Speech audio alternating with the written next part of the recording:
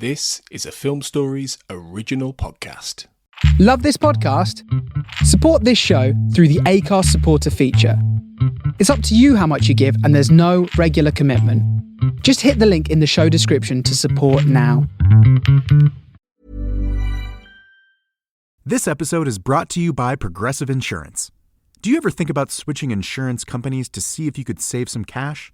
Progressive makes it easy to see if you could save when you bundle your home and auto policies. Try it at Progressive.com. Progressive Casualty Insurance Company and Affiliates. Potential savings will vary, not available in all states. My dad works in B2B marketing. He came by my school for career day and said he was a big ROAS man. Then he told everyone how much he loved calculating his return on ad spend. My friends still laugh at me to this day.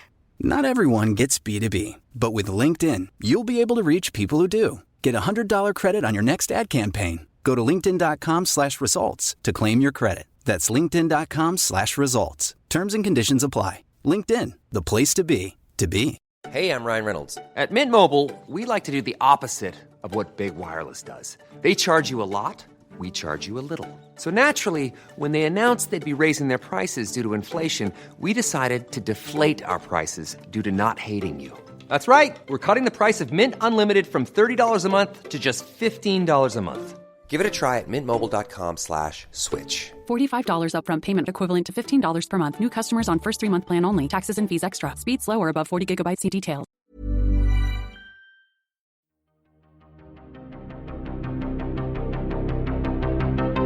This is Writers on Film, the only podcast dedicated to books on cinema.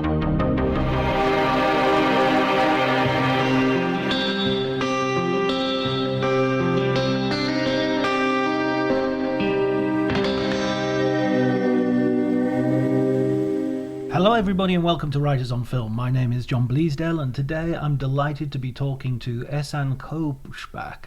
He is the co-director of the Bologna Film Festival, Cinema Ritrovato Film Festival, I should say, and he's also the programmer of a retrospective at the Locarno Film Festival, looking back at 100 years of the Columbia studio called The Lady with the Torch. He's also edited a book with regard to that retrospective that accompanies the retrospective, and I was delighted to have him on the show to talk about Columbia Studios and the program which is going to be presented at Locarno this week. If you enjoy the episode, please remember to spread the love on the social media. Send me an email if you have any questions or suggestions for possible guests, or you can message me via Twitter at Dr. Jonty, DRJONTY. But before you do any of that, please enjoy the conversation.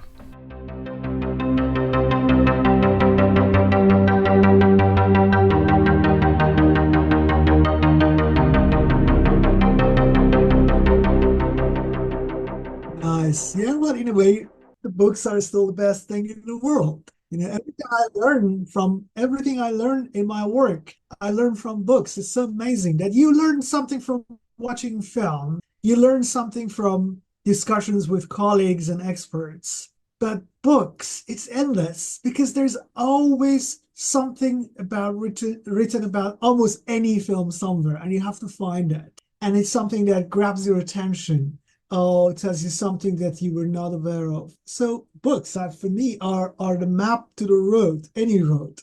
I just think of it as like the Umberto Eco idea of the library. And you go into a library and you've got brains they're just brains all around you that you can dip into and sort of extract the knowledge from.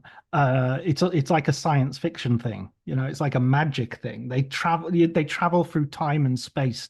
Yeah, it's for me working on the Columbia program, towards the end when I was about to produce some notes, blurbs, things like that. So I was checking, usually when you want to write about a film, let's say a Columbia film. So first you check whether it is in a book on the director of the film. Occasionally there is something written on or by the screenwriter of the film, and then you have the stars. So you think, okay, there's one about Henry Fonda, there's one about this. So you just compare all of them. And in many cases, of course, they repeat the same stories. It comes from, an original source, whatever it is, and then it is. But then the variations, the tiny variations here and there, they are very interesting. You always long for that extra bit of information that someone has. And then when you put them together, you see, wow, I know a great deal more about this film than 10 minutes ago. And everything is in this room and my living room on the other side of the flat. And it's just so incredible. There's something really treasurable about this whole book business. Yeah, you don't have to sell me on it. I'm a complete. Our whole attic is just because we have a sort of. It's a loft. A loft, yeah, exactly. That's it, a loft, and it's amazing.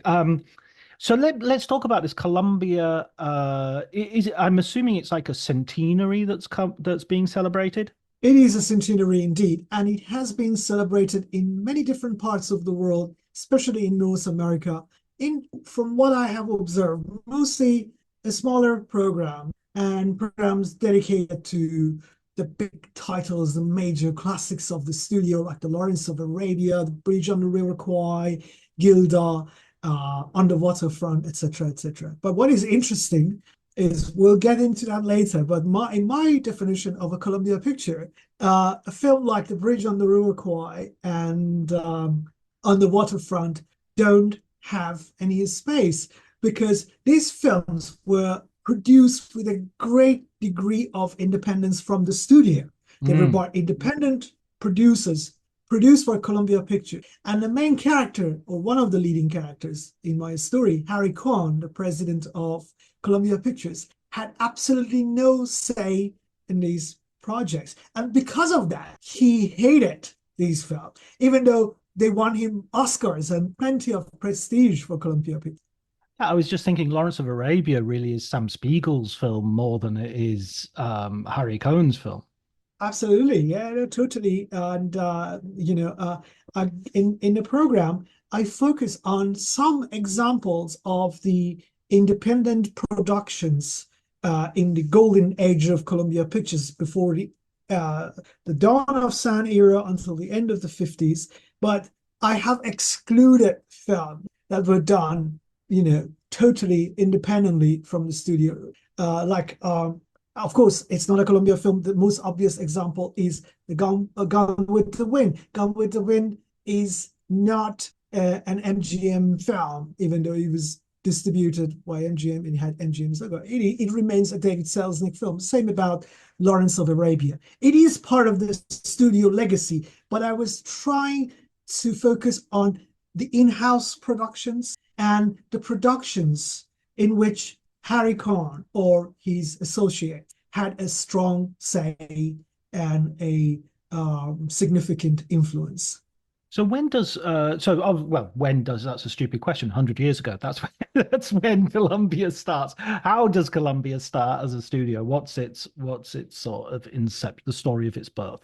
Well, the studio started with the two Cohn brothers, Harry and Robert, from a Jewish family born in New York, streetwise, sharp-tongued, and they started this film distribution company before Columbia Pictures was founded, that eventually, with the help of another collaborator, morphed into Columbia Pictures. It changed its name from CBC, I believe, Cohn, Brandt, Cohn, to Columbia Pictures. And then they introduced the now iconic image of a woman standing on a pedestal, holding a burning bright torch. In some versions, also carrying an American flag, which became the logo of Columbia Pictures. The studio, in its early years after it became Columbia, had a relatively limited output, and the films were quite modest. For instance, Columbia Pictures is not known for having that many remarkable silent films. But right, with the sound, I think they kind of found the angle that could make them different from other studios, and their output more distinctive. And it became, throughout the early 30s, became basically the major Hollywood force that we know today. And so, as it developed an identity, and many students of this early period will know that studios would specialize in sort of genres or have certain excellences. What was Columbia's sort of speciality at this period? In this period, by the mid 30s, all the major Hollywood studios had developed what we call today the house style or the studio signature. MGM and musicals, Warner Brothers and gangster films. For Columbia, it arrived a bit later, and I would say even to the end of the 50s, house style was more eclectic in a very pleasant, in a very dynamic way. So the person who put Columbia Pictures on the map was director Frank Capra, who made the main bulk of his filmography for the studio from the late 20s, from The Silent Day, until the late 30s.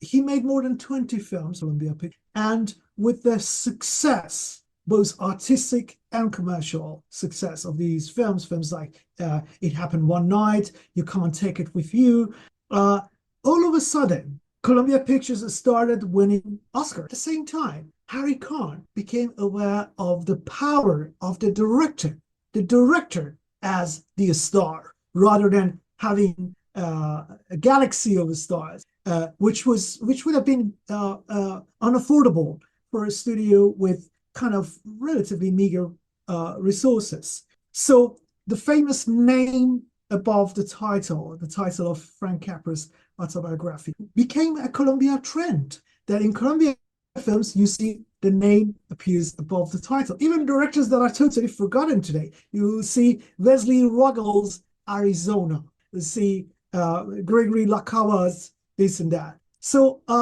what Capra gave to Columbia was a cinema based on probably populist ideas, centered around common people, their joys, disappointments, and their search for that kind of American dream in a sort of language which was very much in tune with the rhetoric of the Roosevelt era. Fast-paced, very indoor type of cinema, usually set in a house, few rooms, not much of outdoor experience, definitely not extravagant sets, and plenty of characters put into this situation, different colorful characters. So Columbia was very good in using its character actor department, secondary actors, very talented, that could add flavor to this film. And basically dissecting the American values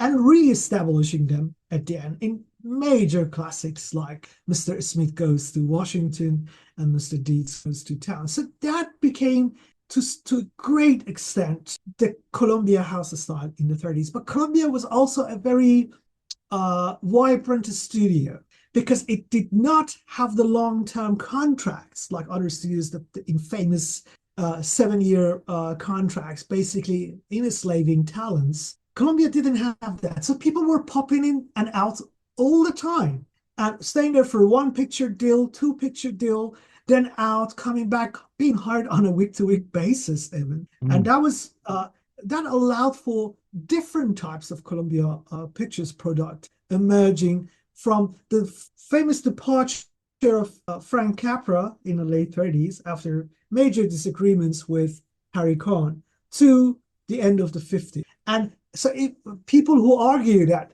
Columbia Pictures is Frank Capra, they should bear in mind that when Capra left, instead of the studio falling apart, it actually got better and better because the production was fully established and streamlined. They knew the types of pictures they wanted, and it just started to grow in not one direction, but perhaps 5 or 6 different directions, including in adventure mystery films, including a bit later on in what we call today screwball comedy. It became the screwball. And one of the main focuses of this retrospective, films with and about women, in some cases directed or produced or written by women. That became one of the most unusual expertise of Columbia Pictures. When I say unusual, because you don't expect that coming from a studio that is run by a person who's known as being a tyrant, a misogynist person, but Columbia offered a great degree of freedom as long as these talents stayed within the budget. Everything was about the money, like other studios, but within that given budget, they could experiment and they could try out new things. About Harry Cohn as a personality, of course, I mean he's famous for as you say his tyrannical personality, and there was a famous line after his funeral was seen to be absolutely packed. A local wit said, "Give the people what they want and they will come." So, so what I mean, do you find that reputation is well earned? That reputation is definitely well earned because he was a difficult character. But now, after more than a year of researching him and watching the films, I think I can understand some of his frustration or some of the perhaps psychological explanations for the way they behave. First of all, Harry Cohn had a very fraught relationship with his brother. It was absolutely terrible. It was an ongoing war since the 20s until the end of his brother's life, because he died first. He had perhaps inferiority complex because he was surrounded by some of the most sophisticated writers in America. All these East Coast urban people who had read books, who knew music and everything. So they were giving him all the great things that made Columbia work for Harry Cohn. But at the same time, he was someone whose vocabulary was very often limited to the F word, F this and F that. And that was him. And also, perhaps I have come to understand that perhaps he also had some issues with his Jewish cultural background, because there's this well, first of all, like many other studios during the Second World War, they were extremely reluctant to get into making films about the war or addressing the Jewish situation in Europe directly. Harry Cohn was no exception in this. It also applies to other studios. But of course, when Harry Cohn responded to it, the range and the depth of anti-fascist films produced at Columbia Pictures is really staggering. Again, thanks to a good number of communist writers who were active in Columbia Pictures. Harry Cohn, good or bad, he did not care about the political belief of people who worked for him. He used to belittle him, you rat son of a bitch, and this and that. But at the end of the day, he only cared about the pictures. So they produced all these films. But he was fascinated by the idea of becoming a Christian, a Catholic, because he was married to a Catholic. And when he died, I think when he died in 1958, he had a heart attack and he was out on the street somewhere. And because he used to use the F word a lot, when he felt that he was having the heart attack, he just wanted to say, "Oh, fuck." But I guess because in that moment it was not a moment you expect to face in your life. All of a sudden he said, "Christ, like Christ, I can't believe this is happening to me." So that was his last word, and then he died.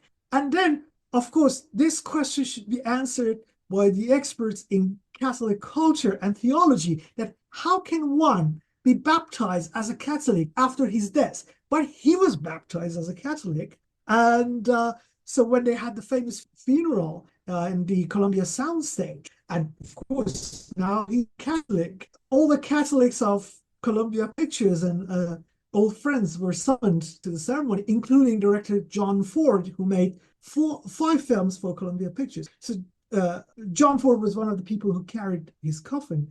And at the end of the day, someone said, "Jack, what are you doing here?" I said, "I just wanted that son of a bitch is dead." So it was always love and hate with Harry Cohn. Love because he knew what he wanted and he loved making pictures. And he was curious. He was to the point of being open, because curiosity makes you an open person. And his word meant something. When he said something, people could rely on it. And I have heard that from many different people. But at the same time, his approach was appalling. Not necessarily to the people who could face that and say, go to hell, but especially to people who didn't have the courage to face him and talk back or fight against, his, in many cases, irrational, selfish demands. So a figure that was both loved and despised. So I would say it's well earned, but he had many other sides. I like that bit you said earlier about how he's always having to deal with really talented people, and he himself has a sort of limited capacity. He can do the money side, but not necessarily understand the creativity. One of those figures who I think is included in your retrospective is Orson Welles, who I think in a way there's a bit of me that always wonders whether Welles, if he could swallow some of his own pride, would have been able to work with someone like Cohen more and more if he could have, because the Lady from Shanghai, which is the movie that he made with Cohen, Orson Welles has this story that he did it on a phone call and picked up a book at random and said, okay, this is the title, buy the rights and I'll make this for you. Yeah, I mean, I don't know how reliable that version of the story is. It can be true because you come across many similar stories told by other directors. The art of making pictures for Columbia Pictures as an independent filmmaker, as an independent voice, meant face-to-face conversations and negotiations with Harry Cohn. John Ford famously deducted something around $2,000 from his annual tax report because based on the money spent on his yacht, because he said he had to invite, as a freelancer, he had to invite Harry Cohn to his yacht to spend a few days with him and negotiate some of these projects that he eventually made for Columbia Pictures. So it was an integral part of securing a job as a freelancer. So you hear stories like that. In Welles's case, what you suggest that, had he agreed to swallow some of his pride, he could have made more pictures. I do agree, but it depends also on your view on Orson Welles. Welles as a failed Hollywood director, or Welles as a successful experimental filmmaker? I tend to think of Welles as a successful experimental filmmaker. So he was in many different places and he experimented with many different things, including one picture for Harry Cohn. And this picture for Harry Cohn, which is quintessential Orson Welles, at the same time, surprisingly, is a very Columbia film, meaning that not only it has the leading Columbia star Rita Hayworth and deconstructs the image of Rita Hayworth, but also plays on some of the stylistic motifs of Columbia films prior to The Lady from Shanghai. It's right into the Columbia's main expertise in the 40s, adventure film, mystery / adventure film. So it's made within the tradition, but as an Orson Welles film. And that's an example of the type of freedom that Harry Cohn could offer to directors that he believed in.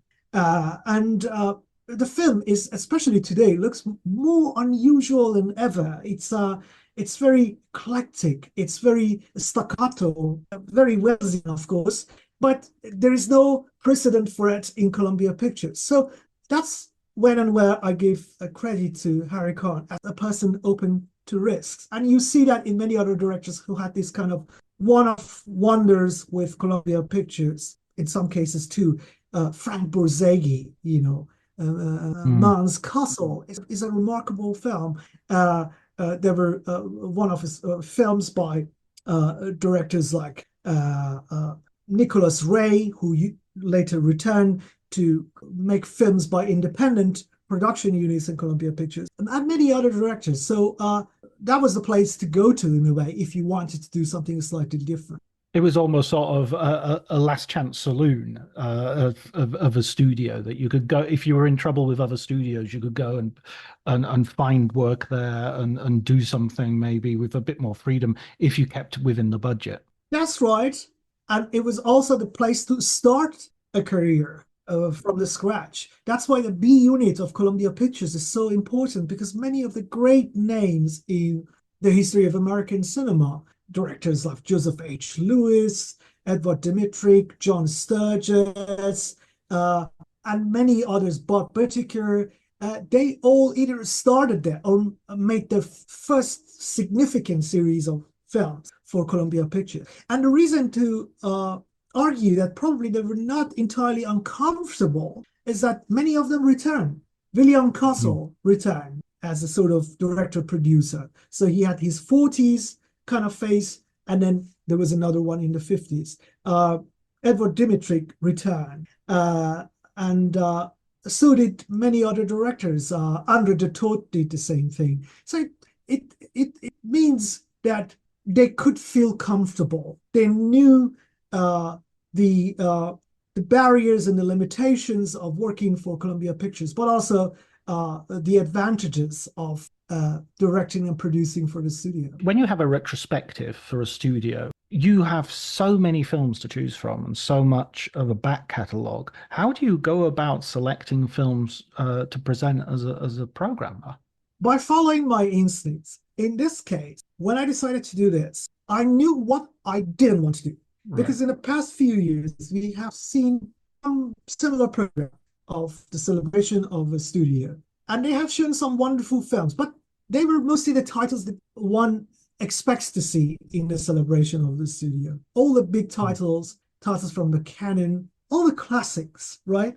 And usually the tendency is that the celebration of the studio focuses on the stars, because the studios were famous for the star system. So if you do Warner Brothers tribute, you focus on Errol Flynn and Bette Davis and James Cagney and Humphrey Bogart and so on and so on. I said, can we do a program on the history of the studio by focusing on the director? So in other words, trying to search for the studio style, the studio signature style, and at the same time acknowledge and re-endorse the power of the individual voice and the authorship within the studio system. That was my main question. And if you wanted to do that, you could not do it without studying the relation between each project and person and the head of the studio, Harry Kahn, right? So that became like the starting point of the project. And then another minor complaint that I had about similar retrospectives and was that because it was all about the great classic titles, it was giving a kind of inaccurate overview of the studio, because all studios were producing a great number of B movies, and there were many great films produced within the B units of the studio. So for me, it was important to show not only the major classics and big names of the studio, but also lesser known films and films made by directors who are forgotten today or were never ever appreciated since their careers ended in the 50s and 60s. This became like the starting point. And then in order to start this investigation, I printed an entire release calendar of Columbia Pictures between 1929 to 1959. And I tried to watch film from at least every month in the release calendar of the Columbia to get a sense of the kind of day-to-day activities of Columbia Pictures, the different strands and cycles and ideas and motifs that kind of carry on for a while, morph into something else, or are all of a sudden completely dropped in favor of a new thing. With this system, I could also detect the arrival of new talents and voices, and also decide who I want to spend more time on. So you come across a director like, I don't know, John Brom, who made some films for Columbia Pictures, a Jewish filmmaker from Germany living in exile in Hollywood and making films for Columbia Pictures. So this is so fascinating. He has this film called Let Us Live from 1939. And it's absolutely remarkable. The film basically anticipates Hitchcock's Wrong Man, made in the 50s. And when you arrive at that, you see so much brilliance and so much talent. It's okay, maybe I should try to watch every single film that John Brom has done for the studio to make sure that I'm going to include the very best title for this program. So another criteria became one film per director. So it became not only the search for the director, but also the search for the most representative film of that director in terms of the quality of the filmmaking, the modes and of production in Columbia Pictures, responding to different genres and styles, and all these elements kind of created filters that eventually I arrived at my list of 44 titles. 44. That's, from one point of view, that's a small number, and from another point of view, that's a large number. I don't know if you said this is like a page of my release calendar. So I have, taken notes, I'm marking different films, colors. Explaining football to the friend who's just there for the nachos? Hard. Tailgating from home like a pro with snacks and drinks everyone will love? An easy win. And with Instacart helping deliver the snack time MVPs to your door, you're ready for the game in as fast as 30 minutes. So you never miss a play or lose your seat on the couch or have to go head-to-head for the last chicken wing. Shop Game Day Faves on Instacart and enjoy $0 delivery fees on your first 3 grocery orders. Offer valid for a limited time. Other fees and terms apply. A little self-care can go a long way, especially amidst the hustle and bustle of the holidays. That's where Vegamore comes in. Trusted by millions, Vegamore is all about giving your hair the love and care it deserves. With their vegan and cruelty-free formulas, you can nourish and revitalize your strands while indulging in some much-needed pampering. Because let's face it, who couldn't use a bit more me time this time of year? Go to vegamore.com/ACAST, code ACAST. That's vegamor.com/ACAST, code ACAST. This was like my map for doing the retrospective, and so I have watched, like in some cases, more than one film per month of their release calendar. You watch more than one per month of your release calendar? Oh yeah. In some cases, I have seen them like back to back in certain years.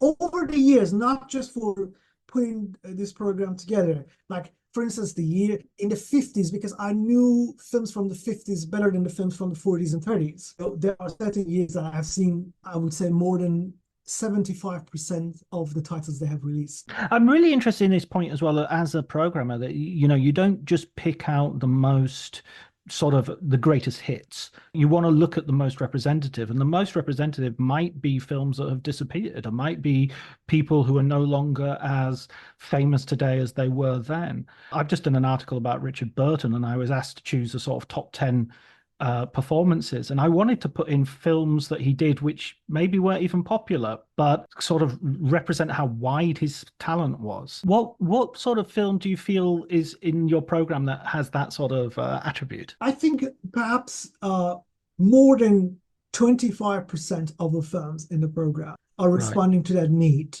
of going absolutely not only beyond the familiar canon, but also establishing new facts about the studio and showcasing the talents of filmmakers who are sadly forgotten today.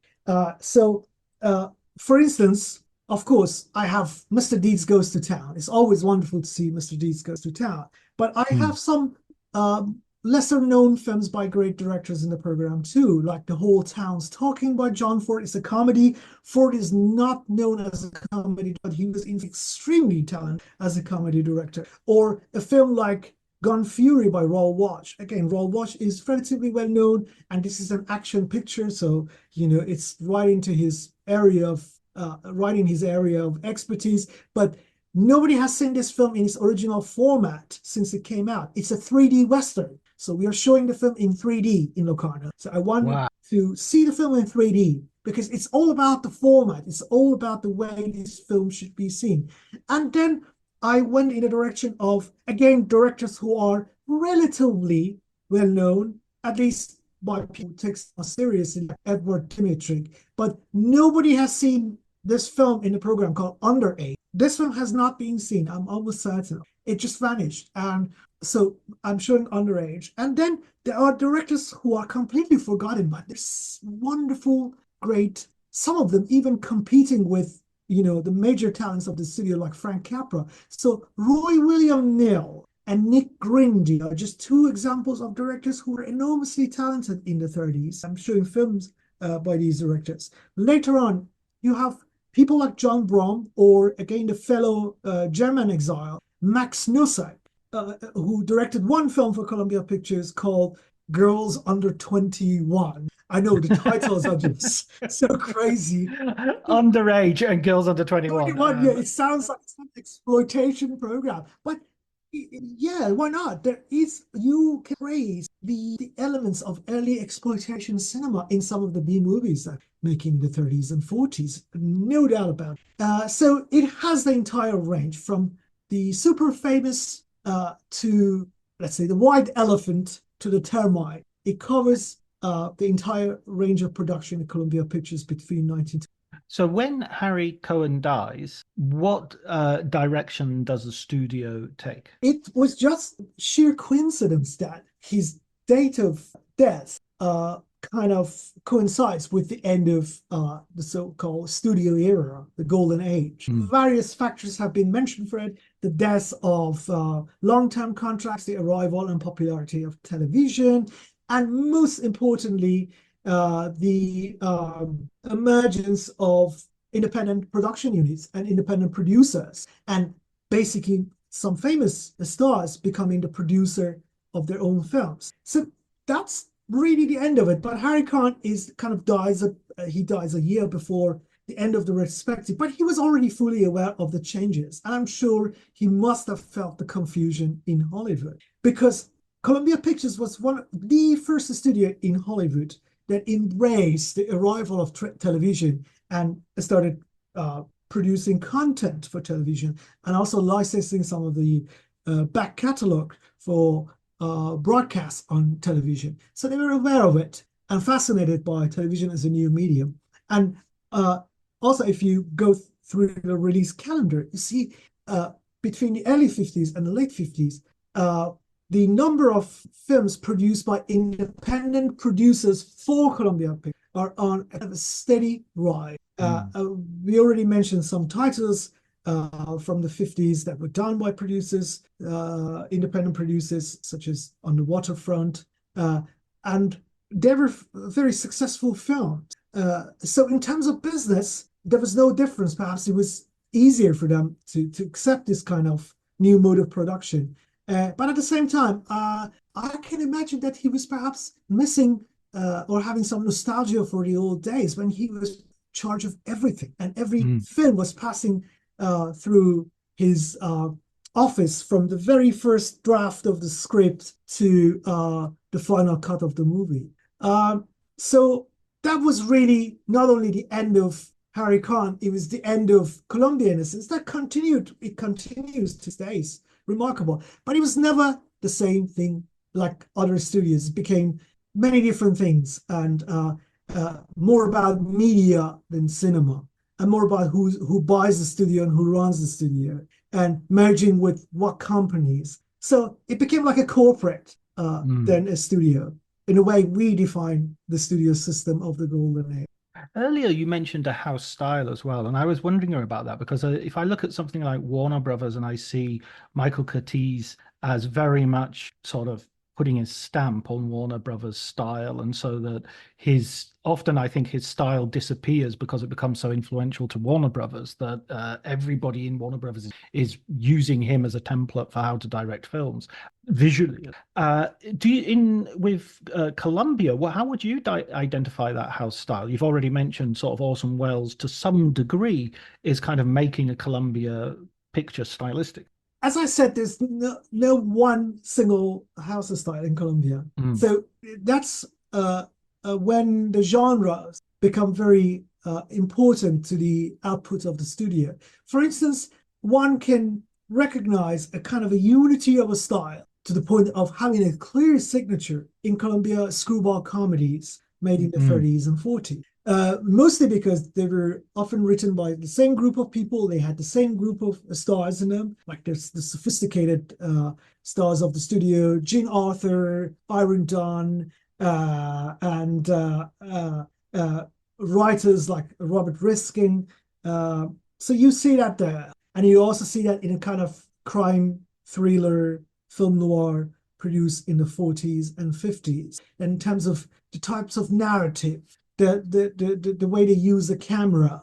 The way, for instance, the way you use the camera in a Columbia film is pretty much informed by the fact that the sets are very modest. So you cannot do too much of elaborate crane shots because there's nothing to show. So the Columbia films become more claustrophobic and use plenty of the old trick of using fog and low-key lighting, which in itself establishes to the concept of film noir.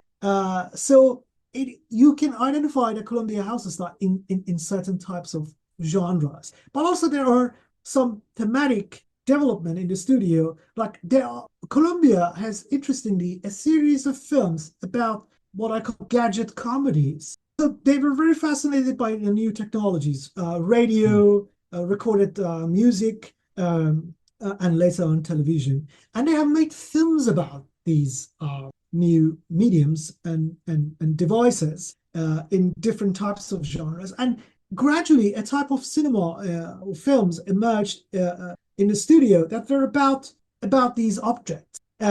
One person who contributed to this, or to the success of these series of films, this cycle, was Frank Tashlin.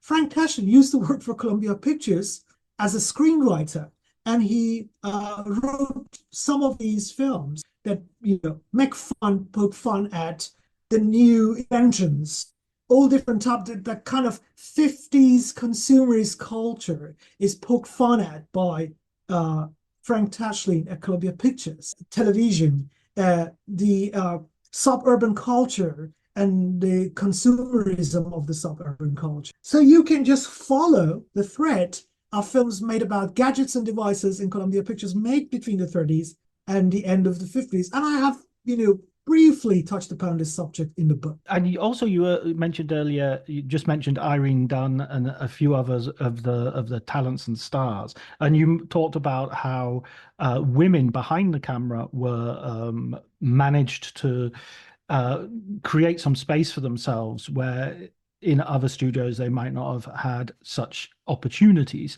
Could you talk a little bit more about that, please? One of the major contradictions of Columbia Pictures was that even though the studio was ran by one of the most notorious Hollywood producers and Hollywood moguls, Harry Cohn, known for his misogyny and tyranny, it opened the doors to a great number of women, both in front of the camera and behind the camera. So in Columbia Pictures, you have all these career women of screwball comedies, Jean Arthur, Rosalind Russell, and Irene Dunn, who bring a completely new definition of American woman, both pre and post-war, to American films. There are many great examples. One, of course, one of the most famous is His Girl Friday by Howard Hawks.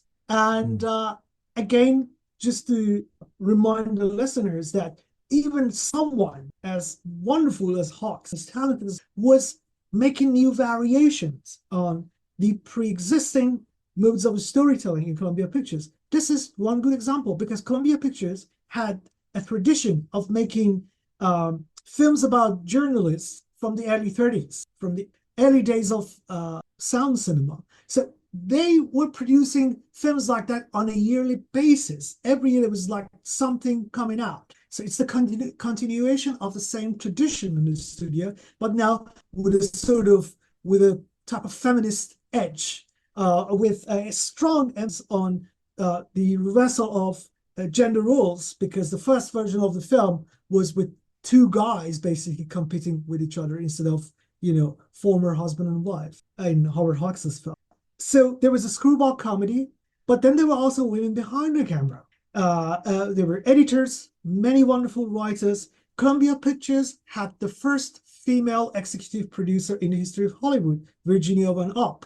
And she was responsible for producing some of the studio's greatest hits, like Gilda is a film produced by her. The film Together Again, which is part of the retrospective, is both written and produced by Virginia Van Opp. And then it was in Columbia that someone like Dorothy Arzner could direct two of her finest films, especially my absolute favorite film of her filmography, Craig's Wife, which was, again, made under Harry Cohn's presidency. But the least known aspect of Colombia's female side, and we shouldn't be surprised because after all, it's a studio whose mascot is a woman holding a burning bright torch, standing on a pedestal. But the most unknown and obscure, which this program is only, was this tendency to produce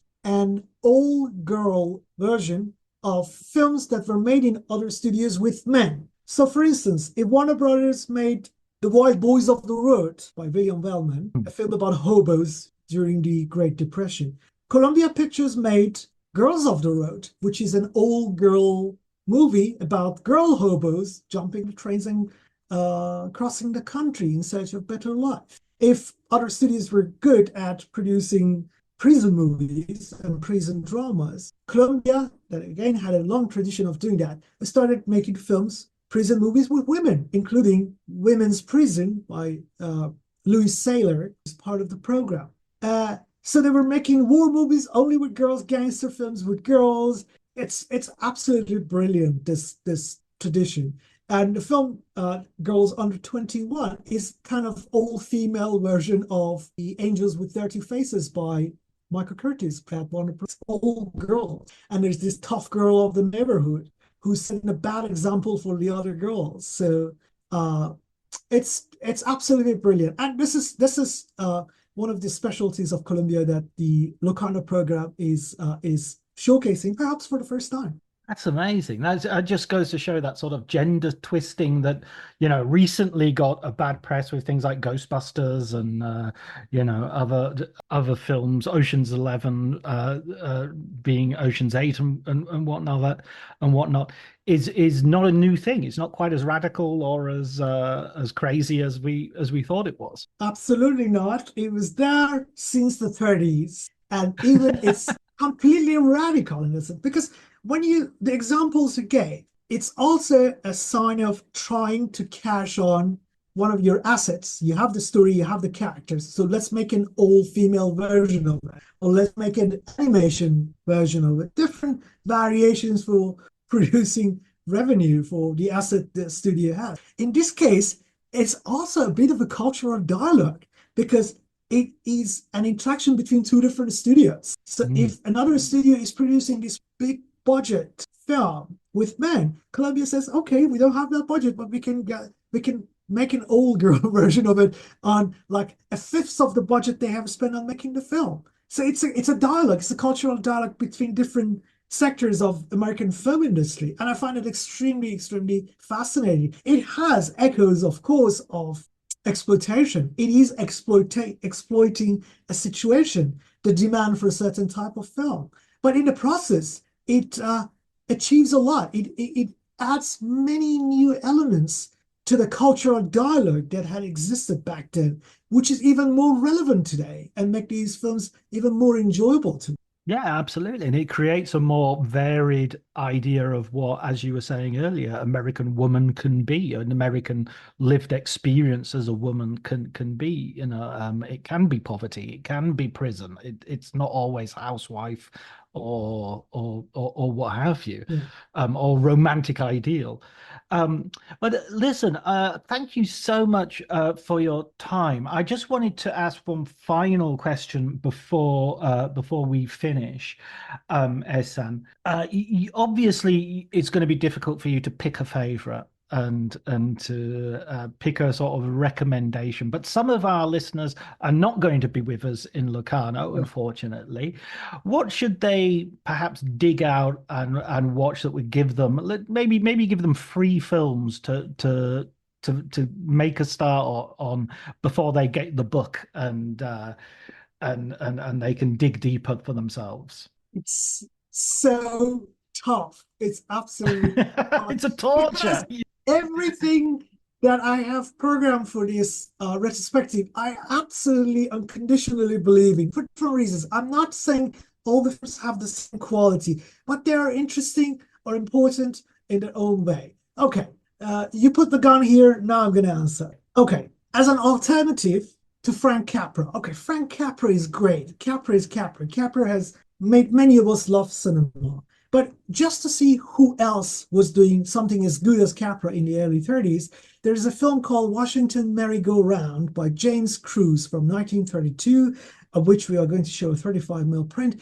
This film is, you could say, the model on some of Capra's films, but it goes beyond it, and it anticipates Mr. Smith Goes to Washington, because it's about political corruption in Washington, and it's about corrupt forces sort of planting a naive character in Washington, and then that person rebelling against the corruption of the system. It's really, really wonderful. There's plenty of humor in it. The second film that I would like to recommend is a film called None Shall Escape. This is a film by the Hungarian-born director André de Toth.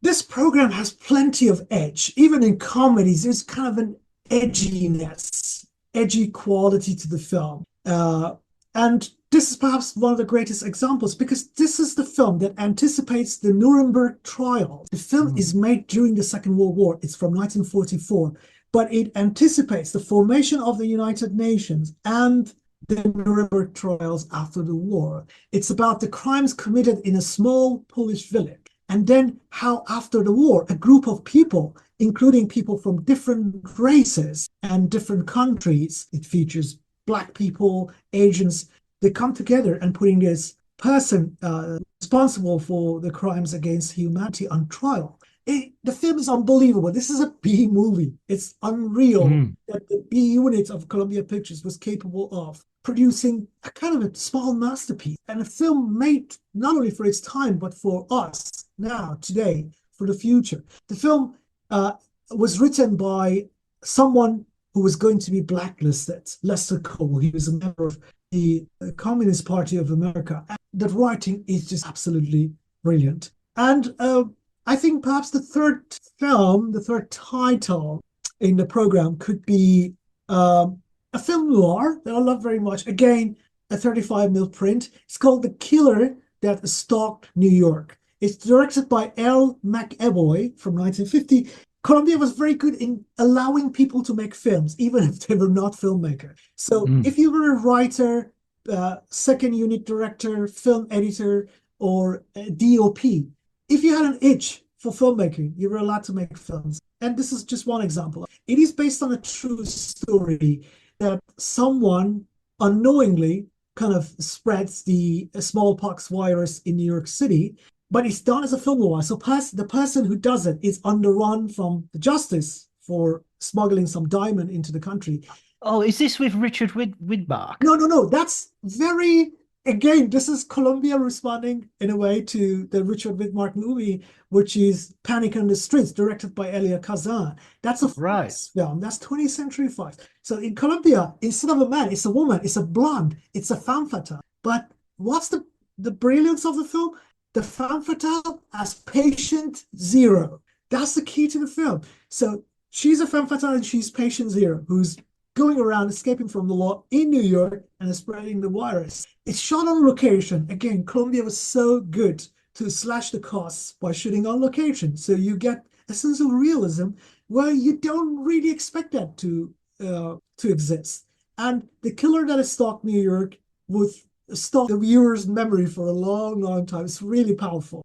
Excellent. Oh, wow. That's given me 3 titles to underline in my program before I arrange my other screenings. But John, I'm not exaggerating that. Of course, some of the titles you know very well, but everything in the program is interesting, especially if there is something that you haven't heard of before. Go and catch it, because it could mean nobody else would play that film in the next 50 years. Oh my God. Now I'm going, I do have to do some journalism while I'm there, but I'm really looking forward to the retrospective. I'm looking forward to the book. So unfortunately, I haven't had the opportunity to read it yet, but when I have, it'd be great to have you back on at some point and maybe talk that over as well. Yeah, the book is, I'm quite proud of the text in the book and the quality of the production. It was done in a very, very short time, but I'm quite happy with it. And there are essays about some of these unsung heroes of Columbia Pictures in the book. Excellent. The Lady with the Torch. That's fantastic. A friend of mine calls the book The Lady with the Touch, because instead of the torch, you have the legs of the famous legs from the 20th century where Howard Hawks kicking John Barrymore's ass. So The Lady with the Touch, rebranded now because of the cover. Brilliant, brilliant. I look forward to seeing you next week, Ehsan, and thank you so much for doing this. Thank you so much. I'll see you in Locarno, okay?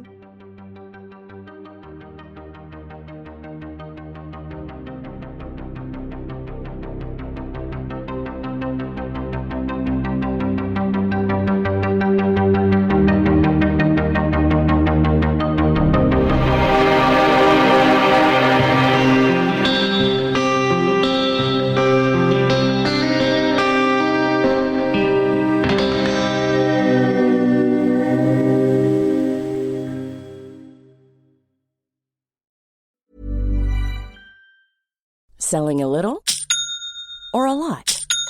Shopify helps you do your thing however you cha-ching. Shopify is the global commerce platform that helps you sell at every stage of your business. From the launch your online shop stage to the first real-life store stage, all the way to the did we just hit a million orders stage.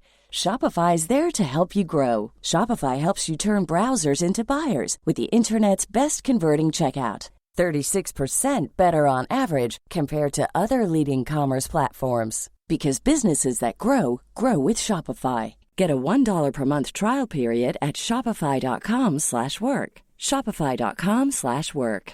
This episode is brought to you by Progressive Insurance. Fiscally responsible, financial geniuses, monetary magicians. These are things people say about drivers who switch their car insurance to Progressive and save hundreds. Visit Progressive.com to see if you could save. Progressive Casualty Insurance Company and Affiliates. Potential savings will vary, not available in all states or situations. My dad works in B2B marketing. He came by my school for career day and said he was a big ROAS man. Then he told everyone how much he loved calculating his return on ad spend.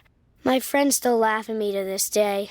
Not everyone gets B2B, but with LinkedIn, you'll be able to reach people who do. Get a $100 credit on your next ad campaign. Go to linkedin.com/results to claim your credit. That's linkedin.com/results. Terms and conditions apply. LinkedIn, the place to be, to be.